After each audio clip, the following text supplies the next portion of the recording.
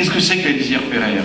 C'est une ambition de Saint-Germain-en-Laye, pour Saint-Germain-en-Laye, et au-delà pour son territoire. C'est un moment historique. Nous posons les premières pierres. Plus exactement, nous allons d'ailleurs commencer par la démolition, mais du dernier quartier de Saint-Germain-en-Laye.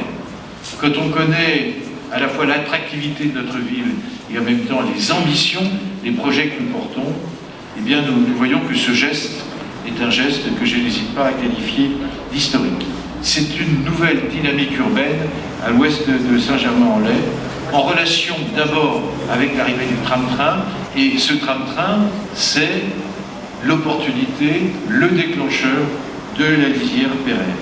Et puis nous avons à satisfaire également des besoins de logement. Vous savez, en région Île-de-France, on manque de logement. À Saint-Germain-en-Laye, on en manque aussi. Et quand je dis logement, c'est des logements de standing, c'est des logements intermédiaires, c'est des logements sociaux. Enfin, la lisière Pereire, c'est aussi le développement de l'activité, la création d'emplois. Aucune commune aujourd'hui ne peut se passer de rechercher l'arrivée de nouvelles entreprises, l'installation, la réinstallation d'entreprises et naturellement la création d'emplois qui va avec.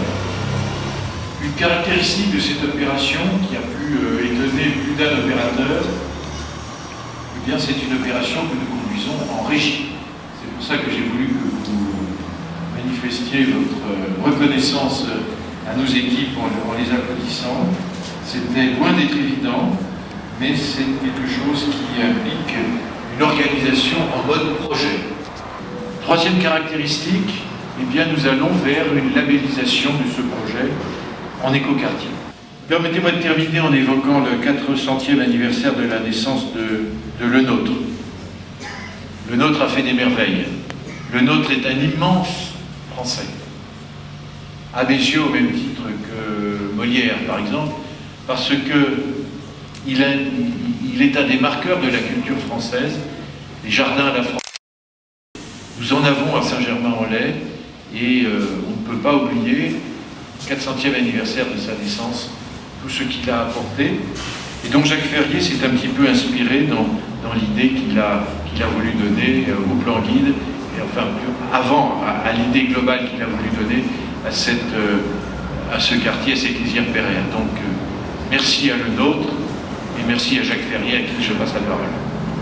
Effectivement, le thème, pour continuer ce que vous avez dit, le thème du paysage et de l'association des logements, des lieux de travail avec le paysage dans la grande métropole, aujourd'hui, est un thème extrêmement d'actualité. Je crois que le Nôtre, qui a pensé de nature complètement abstraite, voire cosmique, mais en même temps avec cette vision de dire que dans la grande ville, eh bien, la nature, ça allait être quelque chose qui allait être fabriqué au service de la ville. Donc on peut effectivement se mettre dans ce très prestigieux sillage. Et enfin, je terminerai en disant que je suis convaincu qu'on ne peut pas dissocier l'urbanisme de l'écriture architecturale. Et si on pense justement aux grands exemples